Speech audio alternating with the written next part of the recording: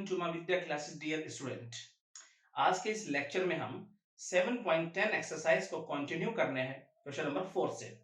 Dear student, जब हमने इस एक्सरसाइज की शुरुआत की थी तो हमने रोल्स थ्योरम को बड़े ध्यान से समझा था, अच्छे से उस पर हमने डिस्कशन किया था, उसकी कंडीशंस को समझा था और डियर स्टूडेंट फंक्शन के लिए उसका वेरिफिकेशन भी हमने करना सीखा था।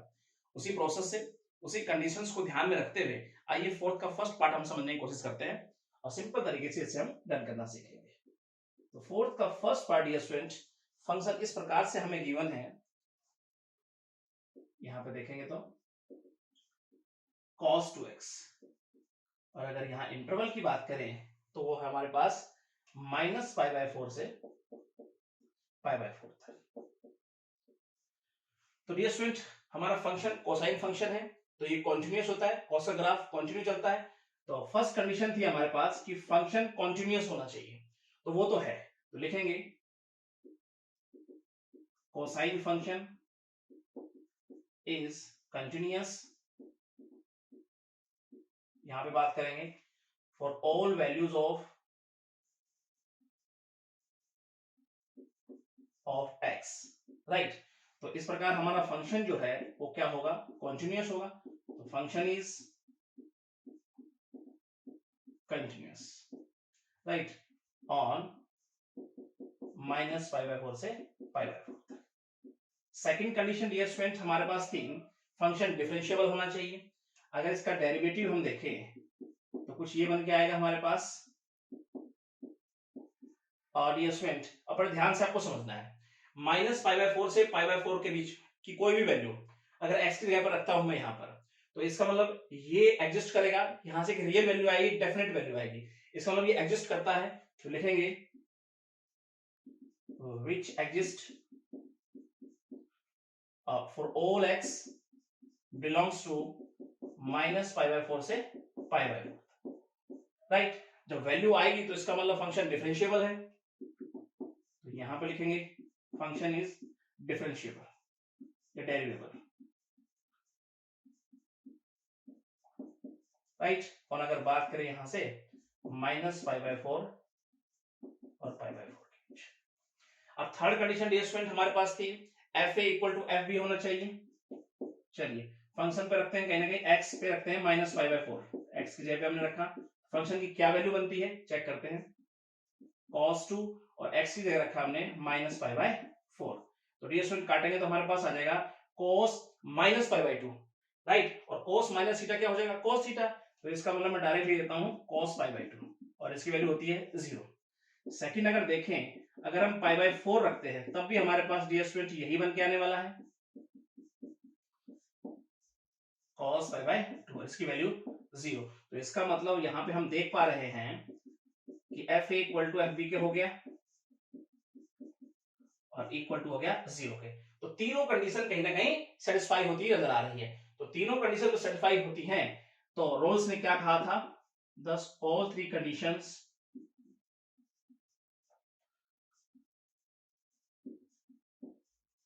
are satisfied। तीनों कंडीशन सेटिस्फाई होंगी, so there exist at least one point belongs to -π/4 to π/4 such that f dash c equal to 0 होगा।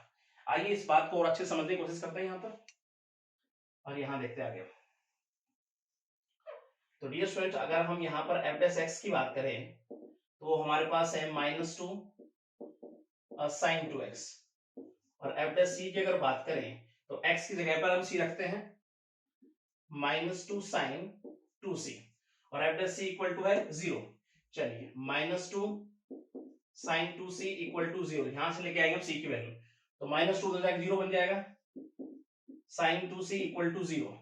तो sin 2c, sin 0 पे वैल्यू 0 होती है, तो इस प्रकार से हम रखते हैं, sin से sin कहने का कैंसिल, 2c इक्वल टू 0, तो c की वैल्यू आ गई 0। c की वैल्यू 0 आई, 0 कहीं ना कहीं लाई करता है इस इंटरवल के अंदर। तो ये ऐसा पॉइंट आ गया स्टूडेंट हमारे पास इस इंटरवल के अंदर, ये ऐसा पॉइंट आया है जिस पर डेरिवेटिव क्या हो जाएगा, इस पॉइंट पर 0 हो जाएगा। यही वो रोल्स ने बात कही थी। तो डियर स्टूडेंट हम यहाँ पे लिख देंगे hence Rolle's theorem is verified. अब ये बात आपकी समझ में आई होगी। उसने कहा था अगर ये तीनों कंडीशन सेटिस्फाई होती हैं तो इस इंटरवल के अंदर एक कम से कम एक पॉइंट ऐसा जरूर होगा, ज्यादा भी हो सकते हैं, कम से कम एक पॉइंट ऐसा जरूर होगा कि उस पॉइंट पर डेरिवेटिव क्या हो जाएगा, जीरो हो जाएगा। राइट, ये बात आपकी समझ में आई। ठीक है, तो यहां पे इस प्रकार से लिख देंगे हम, और ये बिलोंग्स करता है -π/4 से π/4। अब ये स्टूडेंट चलते हैं इसके सेकंड पार्ट की तरफ। आइए सेकंड पार्ट ये स्टूडेंट आइए इसका समझने की कोशिश करते हैं। और फंक्शन इस प्रकार से हमें गिवन है cos 2, और यहां देखें तो x - π/4, और यहाँ पे इंटरवल की बात करें तो वो है 0 to π/2। चलिए डियर स्टूडेंट, फर्स्ट कंडीशन थी फंक्शन कॉन्टिन्यूअस होना चाहिए, तो कोसाइन फंक्शन है कॉन्टिन्यूअस होगा। चलिए फर्स्ट कंडीशन हमारी यहाँ पूरी हुई। क्या लिखेंगे dear student, cosine function is continuous for all values of x। Right, इसलिए डियर स्टूडेंट अगर बात करें हम अपने फंक्शन की, is continuous on 0 to π/2। Right, second condition dear student क्या थी, फंक्शन डिफरेंशिएबल होना चाहिए। चलिए इसका डेरिवेटिव अगर चेक करें तो ये बन गया हमारे पास, और इसका देखें तो cos का हो गया माइनस साइन, दो का मल्टीप्लाई अंदर कर देते हैं तो ये हो जाएगा 2x - π/2। अब एंगल का करेंगे तो 2 हो जाएगा, वो यहां पर लिख देंगे। राइट, अब डियर स्टूडेंट 0 से π/2 के बीच में कोई भी वैल्यू अगर यहां रखता हूं x की जगह पर, तो ये डेफिनेट वैल्यू देगा कि रियल वैल्यू देगा, तो इसका मतलब एग्जिस्ट कर रहा है, तो which exist for all x belongs to 0 to π/2। Right, इसलिए अगर बात करें जब वैल्यू आएगी, कोई ना कोई रिजल्ट दे रहा है, तो इसका मतलब डिफरेंशिएबल होगा, फंक्शन इज डिफरेंशिएबल। और अगर बात करें हम 0 to π/2। अब ये स्टूडेंट थर्ड कंडीशन क्या थी, fa इक्वल टू fb। चलिए वो चेक करके देखते हैं। x की जगह पर रखते हैं हम a मतलब 0। 0 अगर रखेंगे डियर स्टूडेंट हम यहाँ पर, तो जैसे हम यहाँ 0 रखेंगे तो हमारे पास क्या बन के आएगा, चेक करें। चलिए cos 2, और यहाँ 0 माइनस हो गया π/4, तो इसका मतलब ये cos π/2 हो जाएगा, यानी -π/2, और cos -π/2 माइनस थीटा मतलब cos थीटा, तो cos π/2 हो जाएगा। तो इसको हम ऐसे लिख देते हैं cos π/2, और इसकी वैल्यू होती है 0। सेकंड अगर देखें तो π/2 अगर रखते हैं तो cos 2, और यहाँ पे देखें x की जगह रखा π/2, तो अंदर डियर स्टूडेंट फिर से हमारे पास π/4 बन रहा है, और 2 से मल्टीप्लाई होगा तो वही क्या बन गया हमारे पास π/2, और ये वैल्यू भी हो गई 0। अब डियर स्टूडेंट तो कहीं ना कहीं fa इक्वल टू fb के हो गया, थर्ड कंडीशन भी पूरी हुई। जब तीनों कंडीशन डियर स्टूडेंट सेटिस्फाई होती हैं तो रोल्स ने कहा था एक ऐसा पॉइंट जरूर होगा, हम डायरेक्ट देता हूं मैं यहां पर, नाउ एटलीस्ट वन पॉइंट, एक पॉइंट सी ऐसा जरूर होगा जो कहीं ना कहीं बिलोंग्स करेगा 0 to π/2 सच दैट कि f' इक्वल टू होगा 0 के। आइए थोड़ा सा यहां समझने की कोशिश करते हैं आगे। अगर यहां हम f' की बात करें तो हमारे पास बन के आया था डियर स्टूडेंट -2 साइन, और यहां देखें तो 2x - π/2, और f' अगर c की बात करें यहां पर, तो यहां पर हो गया x की जगह पे c रख देते हैं। राइट, और f' इक्वल टू क्या है, 0 के, तो इसका मतलब यहां रखते हैं -2 साइन 2c - π/2 इक्वल टू 0, तो -2 उधर जाकर क्या होगा, 0 बन जाएगा। तो इस प्रकार से लिख देते हैं साइन 2c - π/2 इक्वल टू 0, ये साइन 2c - π/2, और इसे एकदम साइन 0, कहीं ना कहीं साइन से sign cancel, 2c - π/2 equal to 0, π/2 उधर जाके पॉजिटिव हो गया, तो c की वैल्यू आ गई π/4, जो कि लाई करता है कहीं ना कहीं इस इंटरवल में, और इस पॉइंट पर डेरिवेटिव क्या हो जाएगा, 0 बन रहा है। तो इसका मतलब डियर स्टूडेंट हम लिख देंगे 0 to π/2 के बीच में ये कहीं ना कहीं लाई करता है। तो यहाँ पर जो है रोल्स की कही गई बात सत्य साबित हुई है, तो लिखेंगे hence Rolle's theorem is verified. I hope ये स्टूडेंट आपको ये अच्छे समझ में आया होगा। ठीक है, चलते हैं इसके नेक्स्ट पार्ट की तरफ, समझने की कोशिश करते हैं। और पार्ट ये स्टूडेंट आइए इसका समझने की कोशिश करते हैं। कुछ इस प्रकार से हमारा फंक्शन है, आइए समझने की कोशिश करते हैं इसको। sin x -1, और अगर यहां बात करें हम इंटरवल की तो वो हमारे पास है π/2, तो अगर यहां बात करें 5 π/2। अब ये स्टूडेंट साइन फंक्शन और कहीं ना कहीं कांस्टेंट फंक्शन है। अगर साइन फंक्शन में हमें पता है कॉन्टिन्यूअस होता है और कांस्टेंट फंक्शन भी कॉन्टिन्यूअस होता है, तो इसका मतलब उनका कंपोजिशन जो भी बनेगा वो भी क्या होगा, कॉन्टिन्यूअस होगा। तो हम यहाँ लिख देंगे डियर स्टूडेंट कुछ इस प्रकार से। फर्स्ट कंडीशन क्या होती है हमारी, सिंस, और यहां लिखेंगे dear student sine function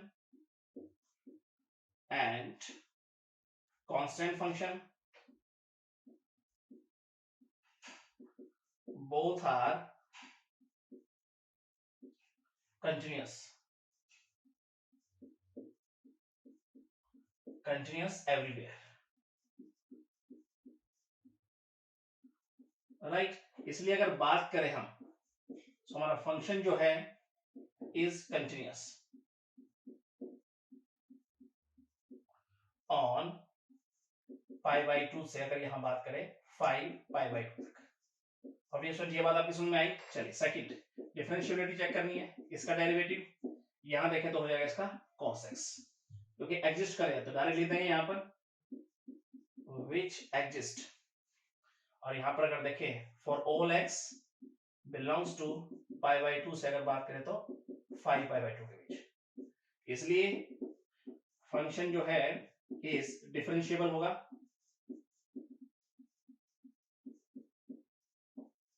on π/2 से यहां बात करें तो 5 π/2। ये बात आपके समझ में आई। थर्ड देखते हैं f equal to F B. चलिए f a π/2 रखता हूं यहां पर मैं x की जगह पर, तो जैसे ही π/2 रखूंगा तो sin π/2 क्या होता है 1 -1 स्टूडेंट 0 डायरेक्ट लिख दूं। चलिए उसके बाद अगर देखते हैं 5 π/2 रखता हूं तो sin 5 π/2 की वैल्यू क्या होती है 1 होती है, तो 1 -1 फिर से क्या हो जाएगा 0। तो थर्ड कंडीशन भी पूरी हुई। इक्वल टू अगर यहां देखेंगे 5 π/2 इक्वल टू 0, तो तीनों कंडीशंस कहने के सेटिस्फाई हो रहे, तो लिखेंगे thus all three conditions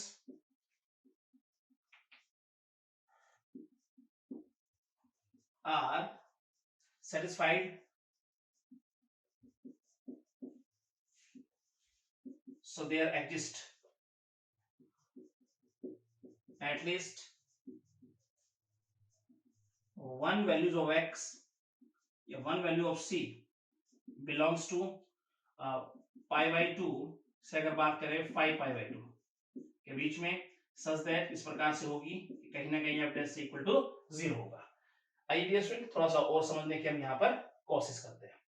तो यहाँ पर अगर बात करें हम f' की, तो f' तो डियर स्टूडेंट हमारे पास था cos x, और f' करेंगे तो इसका मतलब cos c हो जाएगा, x की जगह c रखा, और f' इक्वल टू 0, तो इसका मतलब cos c equal to 0।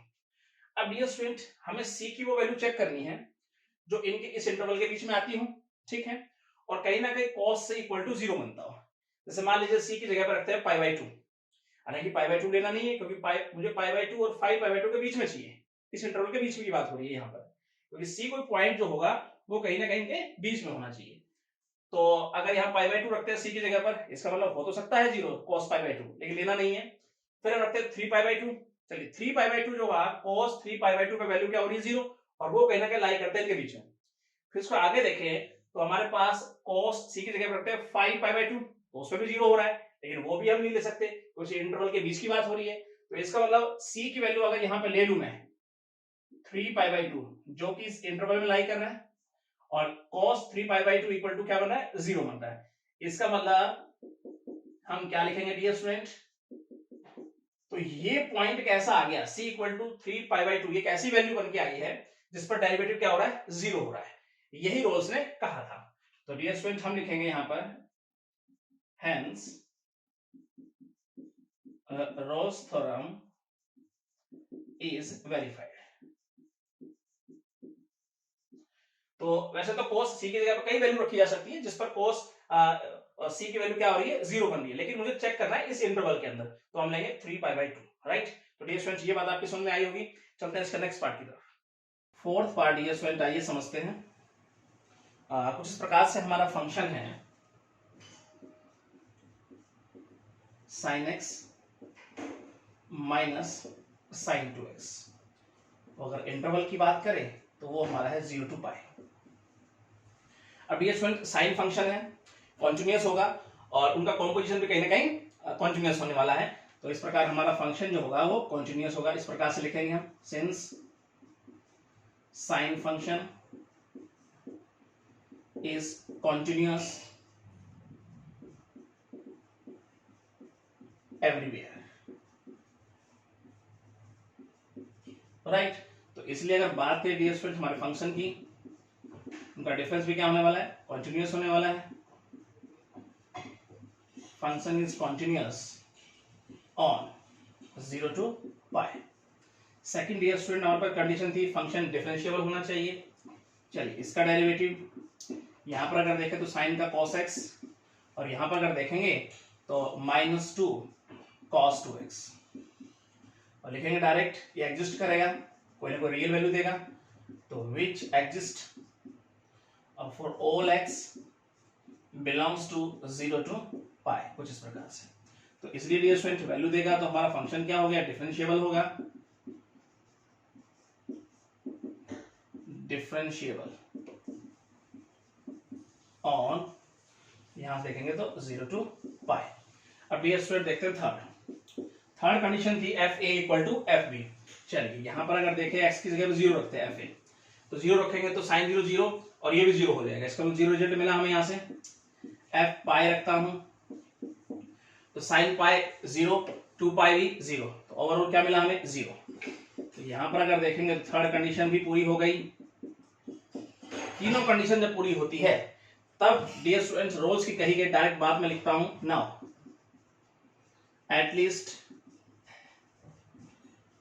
one value of x या c, one value of c belongs to 0 to π।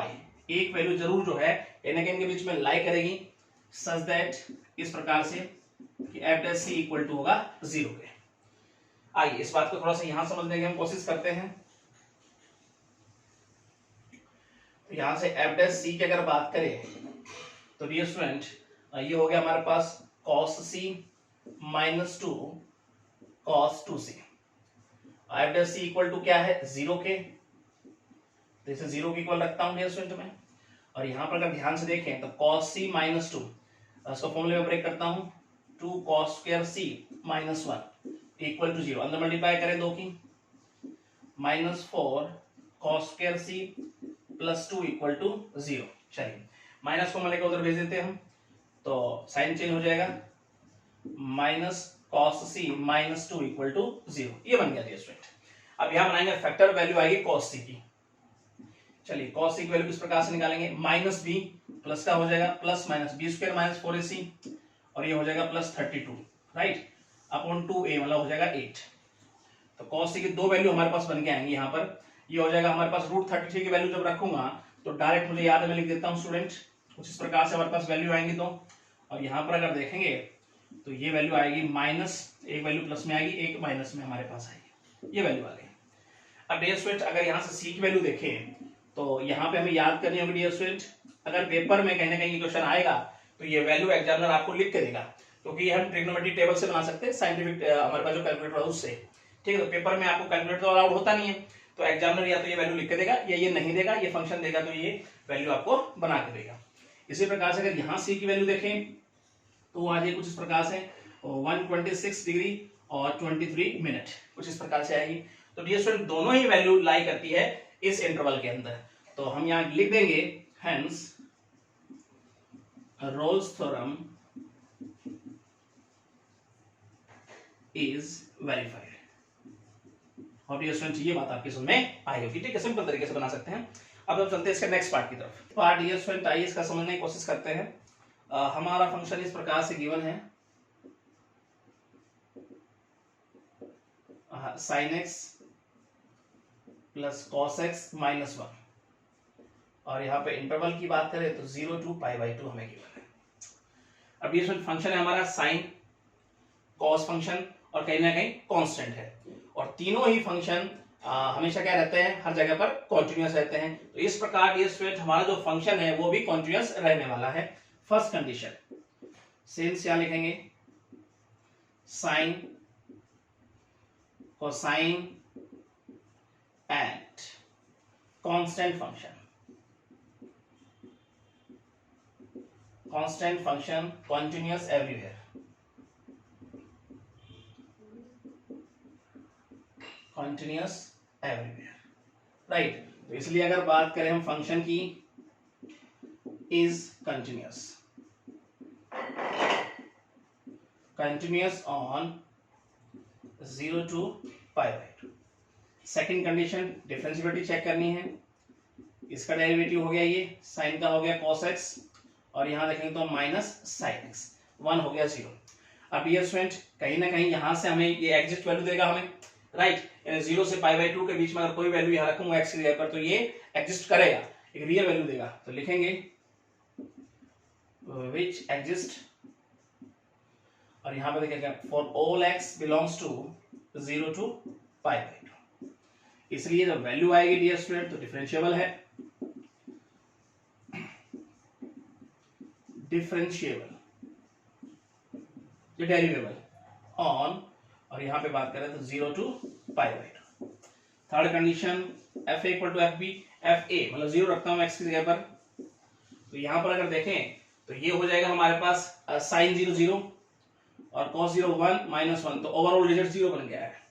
अगर हम रखते हैं π/2, साइन π/2 1, cos π/2 0 माइनस 1, तो ये भी आया 0। तो डियर स्टूडेंट हमारे पास थर्ड कंडीशन भी पूरी हो। अब यहां पर देखा तीनों कंडीशन सेटिस्फाई हो रही है, तो लिखेंगे डायरेक्ट कुछ इस प्रकार से, no at least one value of c belongs to 0 to π/2 such that, कुछ इस प्रकार से f dash c equal to 0। आइए थोड़ा सा यहां समझने की हम कोशिश करते हैं। यहां पे देखें f dash c को, f dash x हमारे पास ये है, और c को देखेंगे तो x की जगह पर c रख देते हैं, minus sine c, f dash c equal to 0 है। चलिए इधर 0 के बराबर रखा, साइन को उधर भेजेंगे तो पॉजिटिव हो जाएगा, इक्वल टू हो गया sine C, 1 equal to cos c को इधर आके डिवाइड में कर देते हैं, और ये हो गया हमारे पास tan c इक्वल टू 1। अब ये स्टूडेंट c की जगह पर वो वैल्यू रखिए आप कि tan c कहीं ना कहीं 1 बन जाए, और वो जो वैल्यू आप रखने वाले हैं c की जगह पर वो इस इंटरवल में लाई करता। तो अगर हम tan π/4 रखते हैं, π/4 कहीं ना कहीं लाई करता है इसके बीच में, यही वो कहता है, रोल्स ने यही बात कही है कि पॉइंट ऐसा होगा इस इंटरवल के अंदर, राइट ना, इसके बाहर की बात नहीं हो रही है, इसके अंदर की बात हो रही है, ठीक है। तो एक ऐसा पॉइंट ये स्टूडेंट हमें चेक करना है, सी की जगह ऐसी वैल्यू रखनी है कि tan c इक्वल टू क्या हो जाए, 1 बन जाए, और वो इस इंटरवल के अंदर आता हो, यानी c की वैल्यू। तो यहां पर अगर c की वैल्यू अगर मैं रखता हूं π/4, तो इसका मतलब π/4 इस इंटरवल के अंदर आ रहा है, राइट, और tan π/4 क्या बन रहा है, 1, और ये बिलोंग्स कर रहा है कहीं ना कहीं, लिखेंगे 0 से π/2, राइट। तो डियर स्टूडेंट कही गई रोल्स की बात क्या हो गई, सत्य साबित हो गई, यहाँ पर is verified, right. I hope ये बात आपकी समझ में आई होगी, ठीक है। चलते हैं इसके नेक्स्ट पार्ट की तरफ। पार्ट ये स्टूडेंट आइए इसका समझते हैं। फंक्शन इस प्रकार से कुछ हमें गिवन है, साइन की पावर यहाँ 4x और प्लस कॉस की पावर है 4x, और अगर हम बात करें इंटरवल की तो कुछ प्रकार से है 0 to π/2, राइट। आइए समझते हैं इस बात को। तो डियर स्टूडेंट सबसे पहले देखें तो साइन फंक्शन वो भी कॉन्टिन्यूअस होता है, कॉस फंक्शन है वो भी कॉन्टिन्यूअस होता है, दोनों के ग्राफ कॉन्टिन्यू चलते हैं। तो इसका मतलब उनका अगर प्लस करते हैं, उनको ऐड करते हैं, तो वो भी कहीं ना कहीं हमारा फंक्शन क्या रहने वाला है, टोटल यहाँ पर कॉन्टिन्यूस ही रहने वाला है। तो फर्स्ट कंडीशन अगर बात करें हम तो लिखेंगे since sign function and cosine function both are continuous everywhere। सो अगर फंक्शन की बात करें तो वो भी कंटिन्यूस रहने वाला है। Function is continuous on 0 to π/2, right. चलिए आगे बढ़ते हैं। अब ये स्टूडेंट अगर बात करें डिफरेंशिएबिलिटी की तो इसका डेरिवेटिव बन गया ये, और इसका डेरिवेटिव चेक करें तो पावर का करेंगे तो यहाँ पे साइन की पावर क्या हो जाएगी 3। अब साइन का करेंगे तो हो जाएगा cos x। उसके बाद देखेंगे डियर स्टूडेंट सबसे पहले हम करने वाले पावर का यहाँ पे, तो cos की पावर 3, cos का करेंगे तो माइनस साइन, तो माइनस को यहाँ लिख देता हूँ। आई होप डियर स्टूडेंट यहाँ तक आपको कोई दिक्कत नहीं होनी चाहिए। और ये एग्जिस्ट करेगा तो लिख देंगे यहाँ पर which exist for all x belongs to 0 to π/2 open interval. इसलिए डियर स्टूडेंट अगर वैल्यू आएगी एग्जिस्ट कर रहा है तो फंक्शन क्या है, डिफरेंशिएबल है।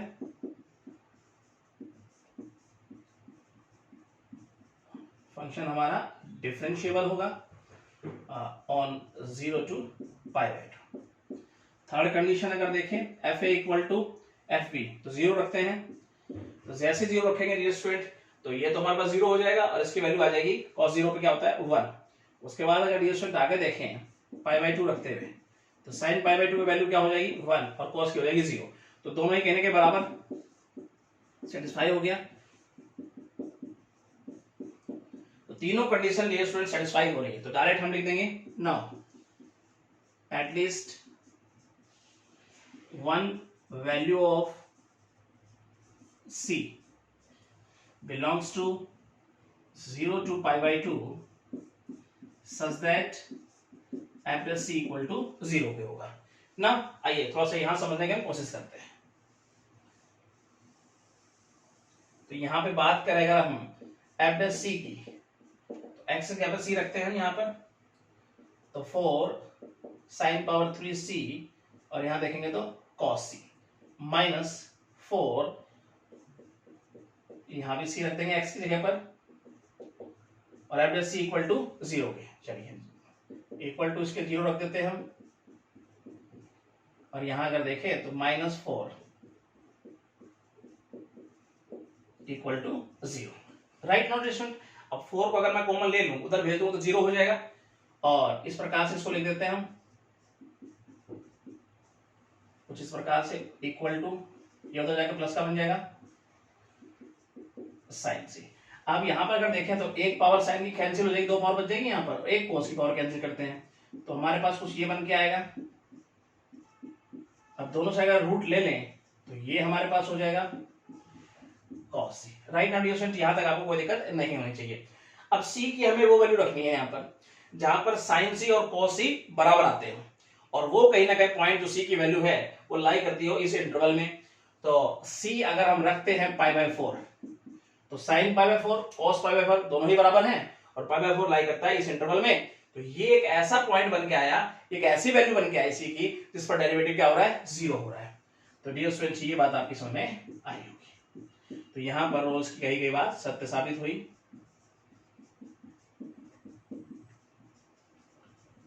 Is verify, right. चलते हैं, आपका फोर्थ क्वेश्चन कंप्लीट है, हम चलते हैं फिफ्थ पे। आइए फिफ्थ क्वेश्चन डियर स्टूडेंट आइए समझते हैं। कुछ इस प्रकार से डियर स्टूडेंट हमारा फंक्शन गिवन है और वेरीफाई करना है लोएस्ट वन को। यहाँ पर देखेंगे तो log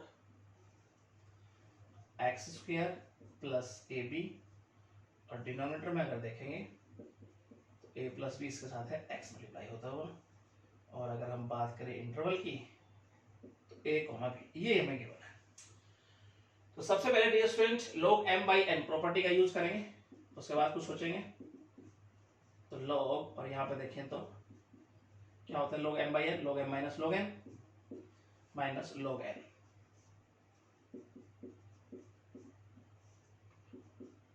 चलिए एक प्रॉपर्टी का और हम यूज करते हैं,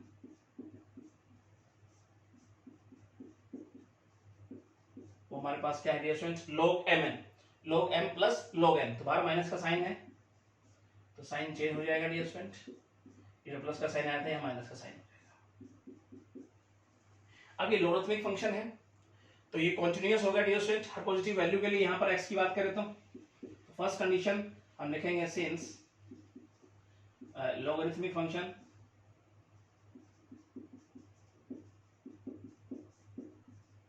is continuous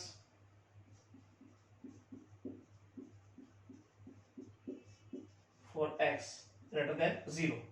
अब यहां पे बात करें डियर स्टूडेंट हम यहां पे तो so function is continuous on a, b, जबकि x तो लाई करता है डियर स्टूडेंट लिखेंगे वेयर जो x है वो कहीं ना कहीं a b के बीच में लाई कर रहा है। अब ये बात आपकी समझ में आई होगी। उसके बाद सेकंड कंडीशन डिफरेंशिएबिलिटी चेक करनी है, इसका डेरिवेटिव ये हो गया और यहां देखें तो log का सबसे पहले एंगल नीचे आ जाएगा और एंगल का करेंगे तो 2x हम ऊपर लिख देते हैं, ये तो 0 हो जाएगा कांस्टेंट और log x का 1/x और ये डियर स्टूडेंट एग्जिस्ट करेगा तो डायरेक्ट लिख देंगे, यानी कोई ना कोई रियल वैल्यू हमें देगा तो which exist for all x belongs to a, b। तो अगर वैल्यू देगा तो इसका मतलब ये डिफरेंशिएबल है,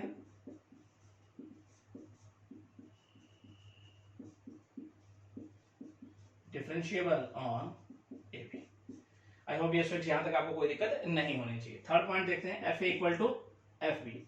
एफ ए मतलब ए रखते हैं यहां पर, तो जैसे ही एक्स की जगह पर ए रखेंगे तो ए स्क्वायर हो जाएगा और नीचे भी एक्स की जगह पे ए रखेंगे तो अगर मल्टीप्लाई करेंगे तो ऊपर नीचे सेम हो जाएगा, तो इसका log 1 हो जाएगा डियर स्टूडेंट। तो log 1 और इसकी वैल्यू क्या होती है 0। उसके बाद अगर देखेंगे हम b रखते हैं तो भी सेम कहीं ना कहीं log 1 हो जाएगा, कट जाएंगे तो ये भी वैल्यू क्या हो जाएगी हमारे पास 0 हो जाएगी। तो यहाँ पे डियर स्टूडेंट अगर देखें थर्ड कंडीशन भी यहाँ पर पूरी होती हुई नजर आई। तो तीनों कंडीशन जब सेटिस्फाई होती हैं तो रोल्स ने क्या कहा था वो हम डायरेक्ट लिख देते हैं, now at least one value of c belongs to a, b such that f dash c equal to होगा 0 के। आइए थोड़ा सा यहां समझ लेते हैं आगे, और यहां पे देखें हम f dash c को तो x की जगह पर c रखते हुए तो यहां पे देखेंगे तो 2c upon c square plus ab minus 1/c। f dash c equal to क्या है डियर स्टूडेंट्स 0। चलिए 2c upon C square plus A B minus 1/c equal to 0। यहां लेंगे हम एलसीएम तो कुछ इस प्रकार से हमारे पास आएगा, राइट। तो यहाँ पे हो गया 2c स्क्वायर माइनस, यहां देखेंगे तो अंदर का साइन चेंज हो जाएगा, C square minus A B equal to 0। तो ये डिनोमिनेटर हो जाएगा क्या हो जाएगा 0 बन जाएगा और ऊपर देखेंगे तो C square minus A B equal to 0। तो C square equal to A B और सी की वैल्यू आती है plus minus root A B. अब ये स्टूडेंट ध्यान से अगर समझें तो इसमें से हमें प्लस की वैल्यू चाहिए क्योंकि ए बी जो है वो कहीं ना कहीं पॉजिटिव रियल नंबर है तो उनके बीच में तो कहीं ना कहीं रियल वैल्यू लेंगे हम, तो माइनस की वैल्यू नहीं लेंगे, हम लेंगे पॉजिटिव वैल्यू और लिखेंगे ये कहने के बिलोंग्स करती है ए बी के बीच में। अब ये स्टूडेंट ये बात आपके समझ में आई, तो ये ऐसा पॉइंट आएगा जिस पर डेरिवेटिव क्या हो गया 0 हो गया, तो रोल्स की कही गई बात क्या हो गई यहाँ वेरीफाई हो गया, आप लिखेंगे, ठीक है। तो पांचों पार्ट आपका कंप्लीट है, हम 6th के फर्स्ट पार्ट पे चलते हैं। 6th का फर्स्ट पार्ट आइए समझते हैं।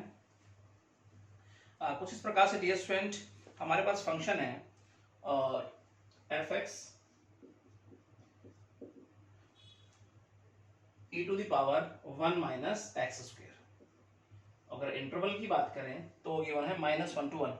यहाँ भी कहने का हमें डियर स्टूडेंट इसके लिए हमें रोल्स थ्योरम को वेरीफाई करना है, आइए समझते हैं। तो एक्सपोनेंशियल फंक्शन है, कॉन्टिन्यूअस होगा हर जगह पर, तो फर्स्ट कंडीशन लिखेंगे since exponential function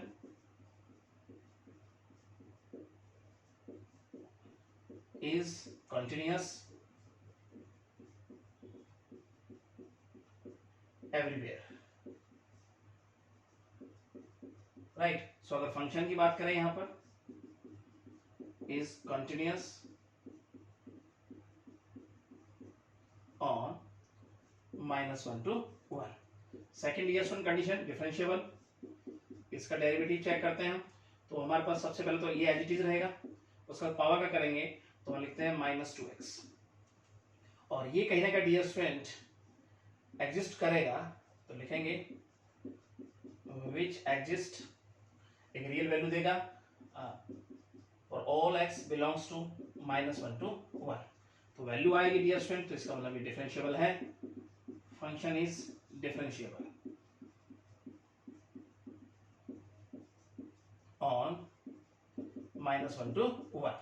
third condition dear student देखें तो fa इक्वल टू fb, चलिए यहां पर रखते हैं f1 -1 रखेंगे पहले तो हम, तो -1 पे अगर चेक करें तो e⁻0, और e⁻0 कहने के हमारे पास क्या होता है 1, उसके बाद अगर 1 रखते हैं तो फिर से क्या हो जाएगा, x की जगह पे 1 रखूंगा तो e⁻ फिर से 0, तो ये क्या हो गया 1। तो थर्ड कंडीशन भी डियर स्टूडेंट यहां पर सेटिस्फाई हो गई, इक्वल टू f1, और इक्वल टू अगर देखें तो 1। अब तीनों कंडीशन डियर स्टूडेंट जब पूरी होती हैं तो लिखेंगे all three condition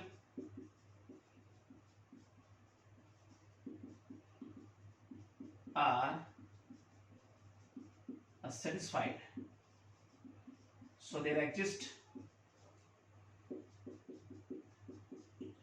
at least one value of c belongs to -1 to 1 such that f dash c equal to होगा 0 के। आइए थोड़ा सा यहां समझते हैं। तो यहां पर अगर f dash c की अगर बात करें तो वो हमारे पास आएगा -2c, और यहाँ पे e⁻1 - c², f dash c equal to 0, तो मैं इस प्रकार से लिखता हूं उसको इक्वल टू 0 के, राइट। अब ये समझने वाली बात है कि -2 इक्वल टू 0 रखता हूं, या -2 को उधर ले जाके खत्म हो जाएगा, -2 तो जाके 0 बन जाएगा। एक तो हमारे पास आया c इक्वल टू 0, और एक बार हम रखेंगे e⁻1 - c² इक्वल टू 0, तो ये तो नॉट डिफाइन हो जाएगा डियर स्टूडेंट, क्योंकि पहले मुझे ये हटाना पड़ेगा c की वैल्यू की, दोनों साइड log लूंगा तो log 0 हो जाएगा, नॉट डिफाइन हो जाएगा वहां पर, तो वहां से तो हमें c की वैल्यू मिलेगी नहीं, तो c इक्वल टू 0 ये वैल्यू हमारे पास बन के आई है, ठीक है। और ये वैल्यू कहीं ना कहीं लाई करती है -1 से 1 के बीच में, तो इसका मतलब c इक्वल टू 0 यहाँ पे अगर देखेंगे बिलोंग्स करता है -1 to 1, तो ये ऐसी वैल्यू डियर स्टूडेंट हमारे पास आई है जिससे डेरिवेटिव क्या हो रहा है 0 हो रहा है, तो यहाँ पर रोल्स की बात सत्य साबित होती है, रोल्स थ्योरम इज वेरीफाइड। हम डियर स्टूडेंट ये बात आपकी समझ में आई होगी, ठीक है। सिंपल तरीके चलते हैं इसका सेकंड पार्ट की तरफ। सेकंड पार्ट डियर स्टूडेंट आइए समझते हैं इसका, और कुछ इस प्रकार से डियर स्टूडेंट हमारा फंक्शन है e⁻cos x, e⁻x cos x, और यहां पर अगर बात करें हम इंटरवल की तो वो हमारे पास है -π/2 से π/2। आइए समझते हैं इसको। तो यहां पर देखें तो एक्सपोनेंशियल फंक्शन है और कोसाइन फंक्शन है, दोनों ही अपने आप में कॉन्टिन्यूअस होते हैं, उनकी प्रोडक्ट हो रही है तो वो भी सीधी सी बात है क्या मिलने वाली है हमें, कॉन्टिन्यूअस होने वाली है। तो यहाँ पर फर्स्ट कंडीशन डियर स्टूडेंट हमारे पास थी कि फंक्शन कॉन्टिन्यूअस होने वाला है, यस। तो अगर हम बात करेंगे since e⁻x and cos x, यहाँ पे लिखेंगे r या both are continuous function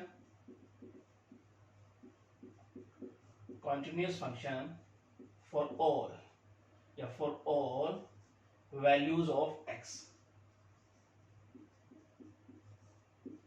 right. आगे समझते हैं, इसलिए अगर बात करें फंक्शन की तो फंक्शन इज कंटिन्यूअस, तो उनकी प्रोडक्ट भी क्या होगी, कंटिन्यूअस होगी, ऑन यहाँ पे बात करें -π/2 से π/2 तक, राइट। ये बात आपकी समझ में आई होगी। चलिए सेकंड डिफरेंशिएबिलिटी चेक करनी है, इसका डेरिवेटिव, और यहाँ प्रोडक्ट रूल लगाएंगे, first function as it is, second का derivative plus second as it is first का डेरिवेटिव, उसके बाद यहाँ e⁻x² बाहर निकाल ले कॉमन, तो अंदर हमारे पास हो गया cos x minus sin x, ये एग्जिस्ट करेगा डियर स्टूडेंट, तो डायरेक्ट लिख देंगे विच एग्जिस्ट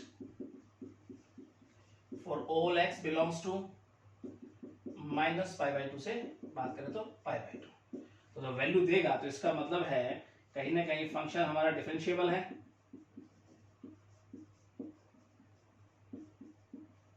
डिफरेंशिएबल ऑन और माइनस पाई बाई टू से हम बात कर रहे हैं पाई बाई टू की, राइट। चलिए थर्ड देखते हैं, F A equal to F B, F A यानी कि माइनस पाई बाई टू। चलिए रखते हैं हम, एक्स की जगह पर अगर मैं रखता हूं माइनस पाई बाई टू, ठीक है जी। Cos minus pi by two, cos minus theta cos theta, तो कोस पाई बाई टू मतलब जीरो, तो जीरो के साथ मल्टीप्लाई, इसका मतलब जीरो वैल्यू आई, और पाई बाई टू में भी क्या बन जाएगा, ये जीरो बन जाएगा। तो थर्ड कंडीशन पूरी हो गई डियर स्टूडेंट। कुछ इस प्रकार से हम लिख देंगे इक्वल टू जीरो। तो डायरेक्ट लिख देते हैं जो रोल्स ने कहा था, अगर तीन कंडीशन पूरी होती हैं, नाउ एटलीस्ट वन पॉइंट या one value of C belongs to minus pi by two interval की बात कर रहे हैं, such that F dash C equal to zero. चलिए थोड़ा सा यहां समझते हैं हम। एफ सी की अगर बात करें, एफ डैश एक्स हमारे पास ये है, तो एफ डैश सी की अगर बात करें E to the power C, बस एक्स की जगह पर हम सी रख देंगे sine C. F dash C equal to क्या है, जीरो। चलिए इसको जीरो के इक्वल रखते हुए, तो यहाँ पर E to the power C equal to zero होगा, जो तो नॉट डिफाइन हो जाएगा, तो यहाँ से तो सी की वैल्यू आएगी नहीं, तो सी की वैल्यू कहां से आएगी फिर, cos C minus sine C equal to zero. तो यहाँ पर अगर देखेंगे cos C equal to sine C, तो यहाँ पर वन इक्वल टू हो जाएगा sine C upon cos C, तो ये हो जाएगा tan C equal to one. तो सी की वैल्यू आ जाएगी पाई बाई फोर। सी की ऐसी वैल्यू रखनी है जिस पर tan C equal to one आता हो और वो वैल्यू कहीं ना कहीं लाई करती हो इस इंटरवल के अंदर। तो C equal to pi by four वो पॉइंट हो गए, वो वैल्यू हो गई जो इस इंटरवल में लाई कर रही है, और इस पर डेरिवेटिव क्या हो रहा है, जीरो हो रहा है। तो डियर स्टूडेंट यहाँ पे इस प्रकार से लिखते हुए चलेंगे हम। तो यहाँ पर कहीं ना कहीं रोल्स की कही गई बात सत्य साबित होती है, ठीक है, वेरीफाई होती है। चलते हैं इसके अगले पार्ट की तरफ। थर्ड पार्ट डियर स्टूडेंट आइए समझते हैं। कुछ इस प्रकार से हमारा फंक्शन है dear student, sine X upon E to the power X, और अगर हम इंटरवल की यहां बात करें तो गिवन है 0 टू पाई। बड़े ध्यान से आपको समझना है।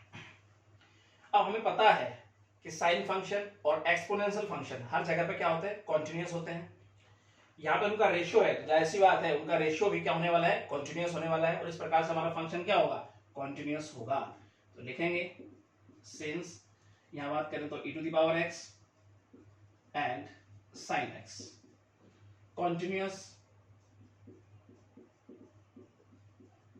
continuous for all values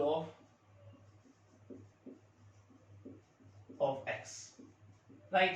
तो इसलिए अगर बात करें हम, so function is continuous, जो हमारा फंक्शन गिवन है वो क्या होगा, continuous होगा, continuous on 0 to pi। Second year student समझने की कोशिश करेंगे, क्या कहता है कि डिफरेंशियलिटी चेक करनी है, तो इसका डेरिवेटिव हमारे पास ये बन गया। तो यहां पर अगर देखेंगे डियर स्टूडेंट, तो यहां लगाएंगे हम क्वोशिएंट रूल। चलिए क्वोशिएंट रूल लगाएंगे तो denominator as it is, numerator का derivative, numerator as it is, denominator का डेरिवेटिव, और नीचे हम डिनोमिनेटर का स्क्वायर करते हुए लिखेंगे, इस प्रकार से लिख दे। चलिए आगे समझते हैं हम। ई टू द पावर एक्स को अगर बाहर निकाले, कॉमन लें, तो cos x minus sine x, और नीचे हमारे पास है ई टू द पावर 2x। तो नीचे एक पावर कम हो जाएगी डियर स्टूडेंट, ऊपर वाली पावर हटा देंगे तो ये हो जाएगा साइन एक्स, तो ये एक पावर हम कम करके लिखते हैं, इस प्रकार से इसको लिख देते हैं, राइट। आगे समझते हैं। F A equal to F B, अगर हम जीरो रखते हैं एक्स की जगह पर, तो इसका मतलब साइन जीरो जीरो, सारा जीरो बन गया। चलिए अगर हम पाई रखते हैं तो भी जीरो हो गया। तो यहां पर अगर देखेंगे तो F zero equal to F pi equal to zero. तो तीनों कंडीशन पूरी हो गई। Now at least one value of c belongs to 0 to pi such that f dash c equal to 0। आइए थोड़ा सा यहां समझते हैं। तो f dash c की अगर बात करें तो वो हमारे पास हो जाएगा dear student cos c minus sine c upon e to the power c, और f dash c equal to क्या है, 0 के, upon e to the power c equal to 0। अब e to the power c हो जाकर 0 बन जाएगा। चलिए छोड़िए उसको, तो cos c minus sine c equal to 0, sine c हो जाके पॉजिटिव कर दीजिए, ये इस प्रकार से 1 इक्वल टू लिख देते हैं इसको tan c, राइट। अब ये स्टूडेंट पहले वाले क्वेश्चन की तरह ही सी की वो वैल्यू रखिए कि tan c कहीं ना कहीं 1 बनता हो और वो सी की वैल्यू लाई करती हो इस इंटरवल के अंदर, तो c इक्वल टू π/4 रखेंगे, ठीक है, जो इस इंटरवल के अंदर है, और tan π/4 हमारे पास क्या बनता है 1, जो बिलोंग्स करता है 0 to π। तो यहाँ पर भी रोल्स की कही गई बात बिल्कुल सत्य साबित होती है, ये वो वैल्यू आई है जिस पर डेरिवेटिव क्या हो जाएगा 0 हो जाएगा। चलते हैं इसके नेक्स्ट पार्ट की तरफ। पार्ट ये स्टूडेंट आइए इसका समझते हैं। कुछ इस प्रकार से फंक्शन हमें गिवन है x + 3 और यहाँ पे e to the power -x/2, और ऑन एन इंटरवल की बात करें -3 to 0, ये इंटरवल डी स्टूडेंट हमारे पास है। चलिए समझने की कोशिश करते हैं आगे। तो यहाँ पर पहले x का मल्टीप्लाई कर देते हैं अंदर, कुछ इस प्रकार से देख लें, x² + 3x और साथ में ये तो है। डियर स्टूडेंट, पोलिनोमियल फंक्शन और एक्सपोनेंशियल फंक्शन हमें पता है कि दोनों के दोनों कहीं ना कहीं कॉन्टिन्यूअस होते हैं हर जगह पर, और यहाँ पे उनकी प्रोडक्ट है, तो जाहिर सी बात है जब दोनों कॉन्टिन्यूअस है तो उनकी प्रोडक्ट भी कॉन्टिन्यूअस होने वाली है, और इस प्रकार हमारा फंक्शन क्या होगा, कॉन्टिन्यूअस फंक्शन होगा। फर्स्ट कंडीशन डायरेक्ट लिख देंगे हम, since polynomial function and exponential function both are continuous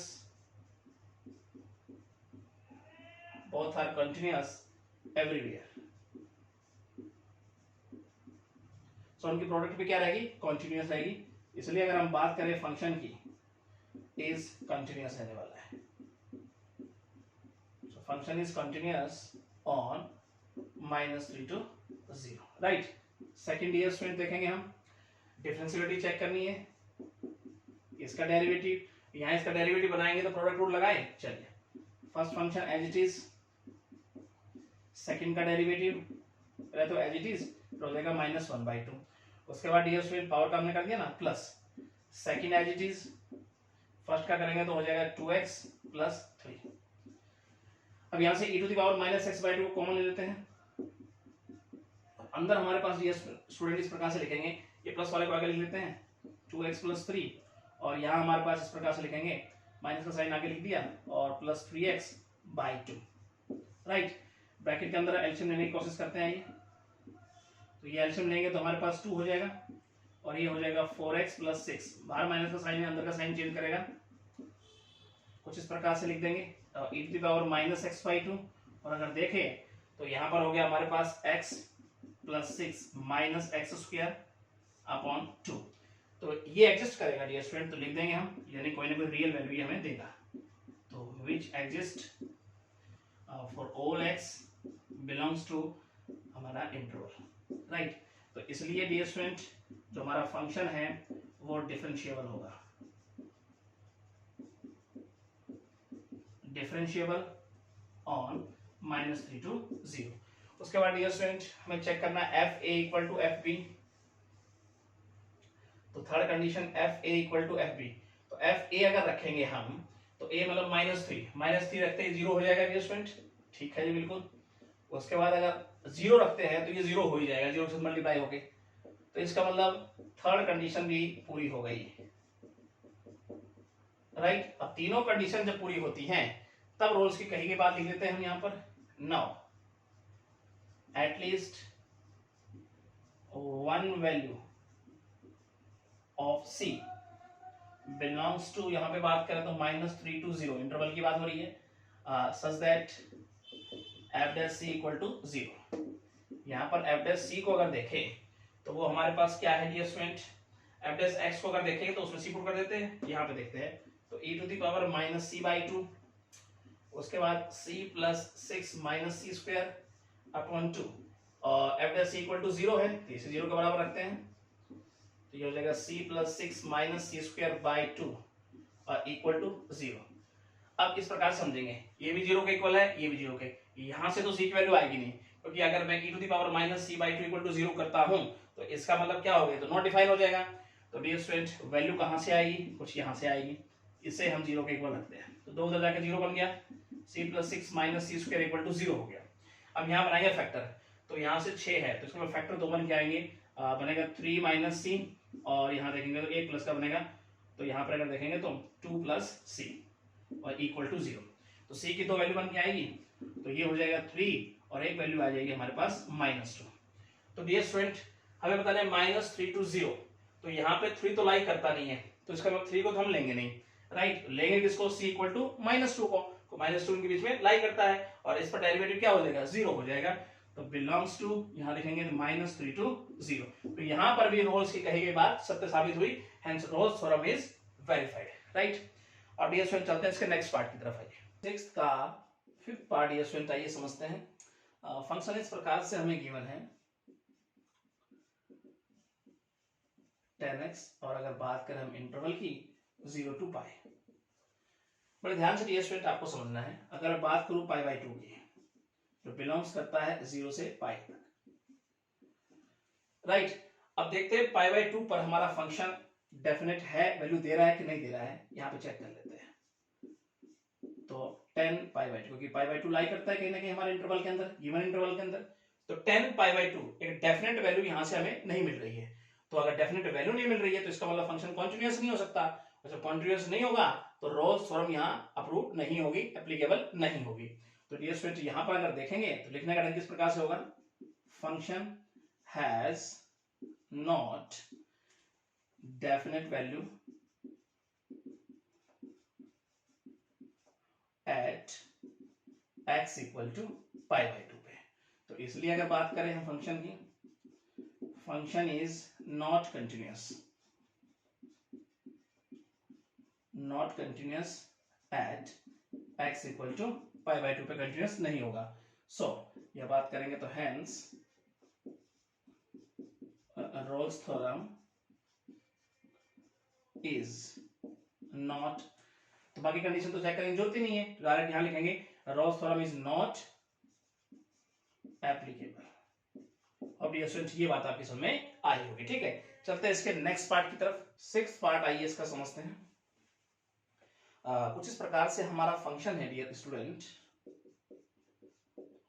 2 + x - 1 और इसकी पावर है 2/3, और इंटरवल की अगर बात करें तो 0 to 2। अब फर्स्ट कंडीशन थी फंक्शन कॉन्टिन्यूअस होना चाहिए। अब 0 से 2 तक कोई भी वैल्यू अगर रखता हूं x की जगह पर, तो ये कॉन्टिन्यूअस तो डियर स्टूडेंट हमें नजर आ रहा है, कॉन्टिन्यूअस तो है।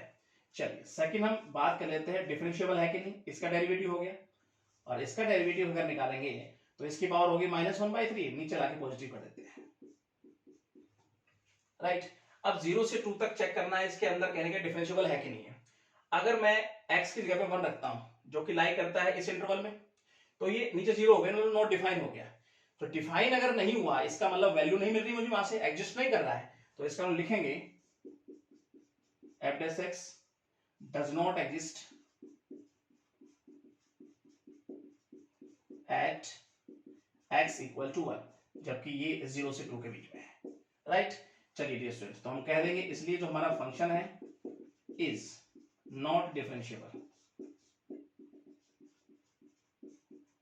Not differentiable on 0 to 2। अब डियर स्टूडेंट, जब डिफरेंशिएबल नहीं है तो इसका मतलब रोल्स थ्योरम नॉट एप्लीकेबल, तो लिखेंगे यहां पर hence Rolle's theorem is not applicable. अब ये बात आपकी समझ में आई होगी सिंपल तरीके से, ठीक है। और ये पार्ट आपका कंप्लीट है। हम चलते हैं 7th क्वेश्चन पे। 7th का फर्स्ट पार्ट ये स्टूडेंट आइए समझने की कोशिश करते हैं। हमें एप्लीकेबिलिटी चेक करनी है, रोल्स थ्योरम यहाँ एप्लीकेबल हो पाएगी कि नहीं हो पाएगी। और फंक्शन इस प्रकार से गिवन है x3, और अगर बात करें यहाँ इंटरवल की, तो यहाँ पे है -1 to 1। ये हमें डियर स्टूडेंट इंटरवल गिवन है। अब ये पोलिनोमियल फंक्शन है, कॉन्टिन्यूअस होगा, तो लिखेंगे फर्स्ट हमारे पास जो है, since polynomial function is continuous everywhere. तो यहां पर अगर कंटिन्यूअस है तो हमारा फंक्शन क्या हो जाएगा? कंटिन्यूअस हो जाएगा। Function is continuous on -1 to 1। उसके बाद ये स्टूडेंट डिफरेंशिएबिलिटी चेक करनी है। इसका डेरिवेटिव ये बन गया 3x²। अब ये एग्जिस्ट करेगा डियर स्टूडेंट, तो लिखेंगे which exist for all x belongs to -1 to 1। Exist करेगा तो इसका मतलब डिफरेंशिएबल होगा। Function is differentiable, right. अगर बात करें ऑन -1 to 1। थर्ड अगर देखें dear student, F A equal to F B, F A और ए मतलब यहाँ -1 देखते हैं तो -1 पावर 3 देखें यहाँ पर, तो ये हमारे पास -1 आ रहा है डियर स्टूडेंट। उसके बाद 1 अगर देखेंगे तो ये हो गया 1, तो इसका मतलब थर्ड कंडीशन ये सेटिस्फाइड नहीं हो रही है डियर स्टूडेंट। तो अगर थर्ड कंडीशन सेटिस्फाइड नहीं हो रही है तो इसका मतलब तो ये हुआ कि रोल्स आर नॉट एप्लीकेबल। तो लिखेंगे यहां पर hence Rolle's theorem is not applicable. Dear student ये बात आपकी समझ में आई होगी, ठीक है। चलते हैं इसके सेकंड पार्ट की तरफ। सेकंड पार्ट डियर स्टूडेंट आइए समझते हैं। कुछ इस प्रकार से हमें फंक्शन गिवन है x पावर 2/3, अगर इंटरवल की बात करें तो -1 to 1, राइट। कुछ इस प्रकार से हमारे पास। अब डियर स्टूडेंट अलजेब्रिक फंक्शन है, कॉन्टिन्यूअस होगा, तो लिखेंगे इस प्रकार से। कॉन्टिन्यूटी चेक करेंगे ना फर्स्ट कंडीशन के अंदर, तो हम लिखेंगे function is continuous for all x, right. और फिर इस प्रकार से लिखेंगे, इसलिए बात करें तो हमारे फंक्शन की, तो ये कंटिन्यूअस होगा, continuous on -1 to 1। Dear students second condition क्या थी, डिफरेंशियलिटी चेक करनी है। इसका डेरिवेटिव ये बन गया हमारे पास, और यहाँ पे देखें तो इसका डेरिवेटिव हो जाएगा कुछ इस प्रकार से, और x की पावर ऊपर -1/3 होगी तो नीचे आके पॉजिटिव लिख देते हैं। अब x की जगह पर अगर 0 रखता हूं जो कि लाई करता है इस इंटरवल के अंदर, तो डियर स्टूडेंट ये कहीं ना कहीं नॉट डिफाइन हो जाएगा, एग्जिस्ट नहीं करेगा। तो यहां पर देखेंगे तो f dash x does not exist at x equal to 0 पे, एग्जिस्ट नहीं करता है। जब एग्जिस्ट नहीं करेगा तो इसका मतलब ये होगा कि डिफरेंशिएबल नहीं है। तो इसलिए अगर बात करें हम फंक्शन की, is not differentiable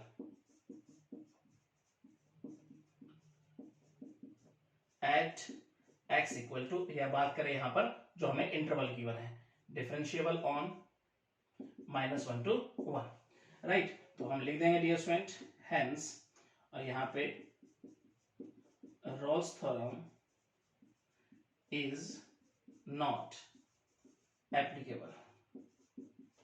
I hope dear student ये बात आपकी समझ में आई होगी, ठीक है। चलते हैं इसके नेक्स्ट पार्ट की तरफ। थर्ड पार्ट डियर स्टूडेंट आइए समझते हैं। कुछ इस प्रकार से हमारा फंक्शन है x -1, मॉडुलस फंक्शन है डियर स्टूडेंट, और लिमिट की बात करें यानी इंटरवल हमारे पास 0 to 2।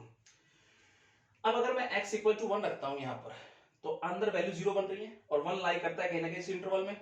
अब ये स्टूडेंट अगर अंदर वैल्यू 0 बन रही है तो इसका मतलब ये हुआ कि 1 के ऊपर कहीं ना कहीं फंक्शन का जो ग्राफ है वो कहीं ना कहीं स्ट्रक्चर चेंज कर रहा है, फंक्शन का नेचर चेंज हुआ है।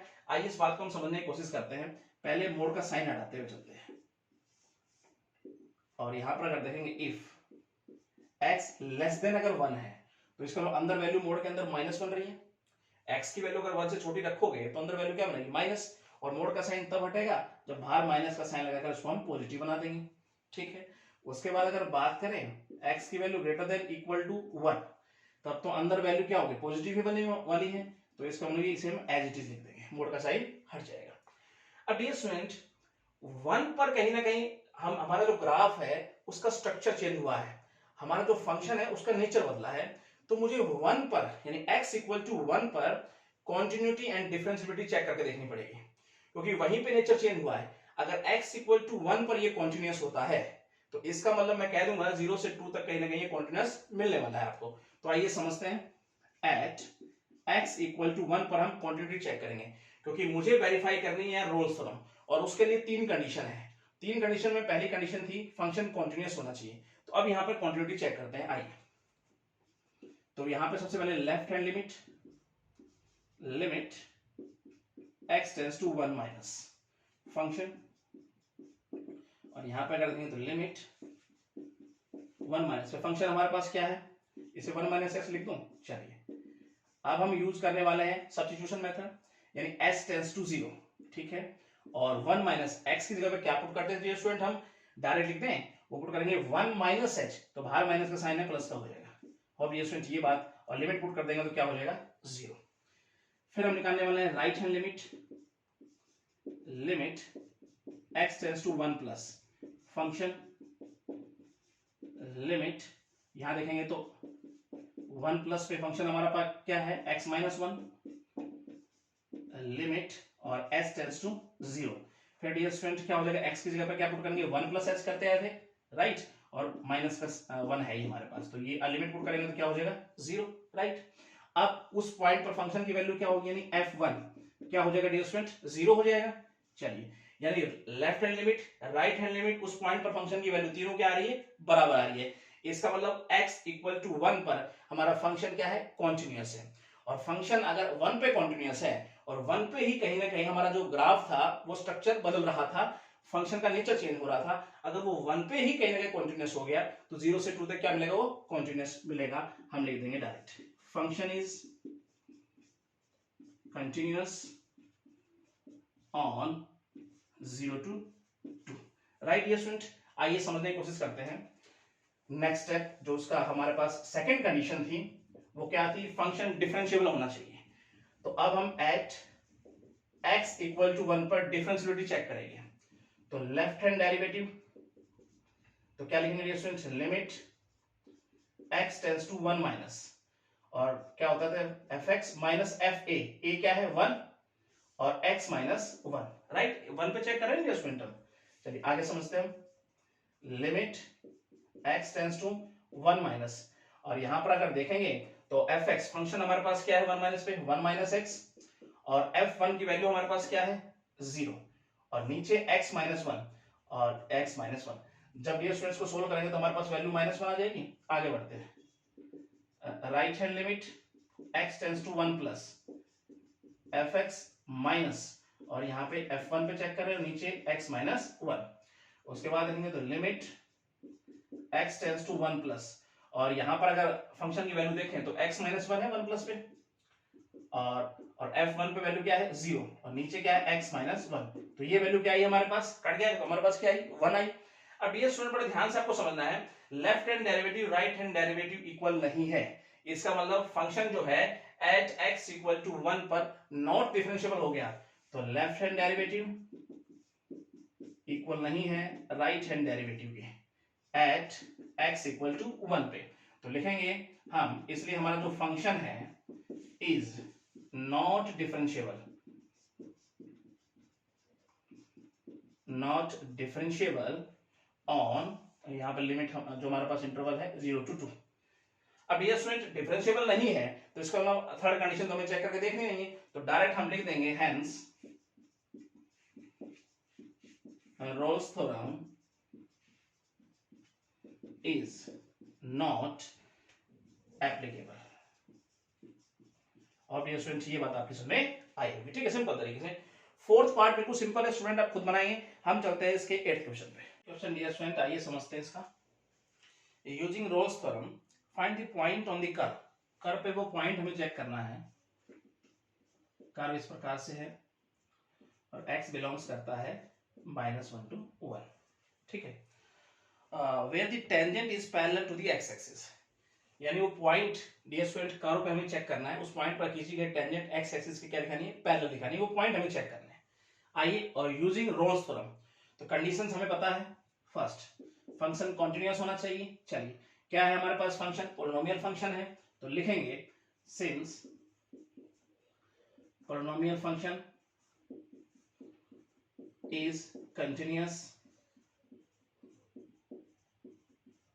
एवरीवेयर। तो फंक्शन अगर कंटिन्यूअस है तो इसका मतलब हमारा फंक्शन क्या होगा, कंटिन्यूअस होगा, polynomial function is continuous on -1 to 1। Second देखते हैं, डिफरेंशिएबिलिटी चेक करनी है। इसका डेरिवेटिव हमारे पास हो गया -2x, एग्जिस्ट करेगा, एक रियल वैल्यू देगा हमें, तो which exist for all x belongs to -1 to 1। Dear student, इसलिए अगर बात करें हम फंक्शन की, इज डिफरेंशिएबल, तो हमारा फंक्शन क्या होगा, डिफरेंशिएबल होगा on -1 to 1। Third condition dear student क्या थी, F A equal to F B. चलिए -1 रखते हैं यहाँ पर, तो -1 रखेंगे तो फंक्शन हम दे रहा है 15, उसके बाद अगर 1 रखेंगे तो भी वैल्यू आ रही है 15। थर्ड कंडीशन भी डियर स्टूडेंट यहाँ पर पूरी हो गई। तो तीनों कंडीशन जब पूरी होती हैं तो रोल्स ने क्या कहा था, उस बात को हम डायरेक्ट लिख देते हैं। Now at least one value of x equal to c belongs to -1 to 1 such that f dash c equal to 0 के होगा। नाउ डियर स्टूडेंट ये बात आपकी समझ में आई होगी, आगे समझने की कोशिश करते हैं। आइए,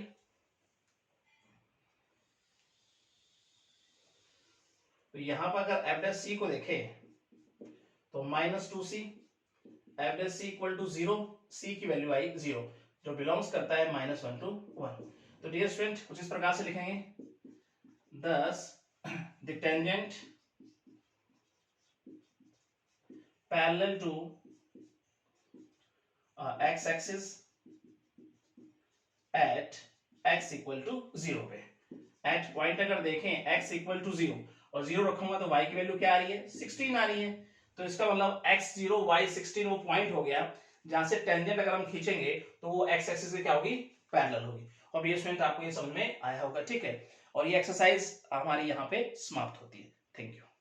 तो स्टूडेंट कैसी लगी आपको ये वीडियो, आई होप आपको बहुत अच्छी लगी होगी। तो मेरे चैनल को सब्सक्राइब जरूर कीजिएगा, बेल आइकन दबाना ना भूलिएगा ताकि आने वाली अपडेट्स और वीडियो आप तक पहुंचती रहे। Thank you so much.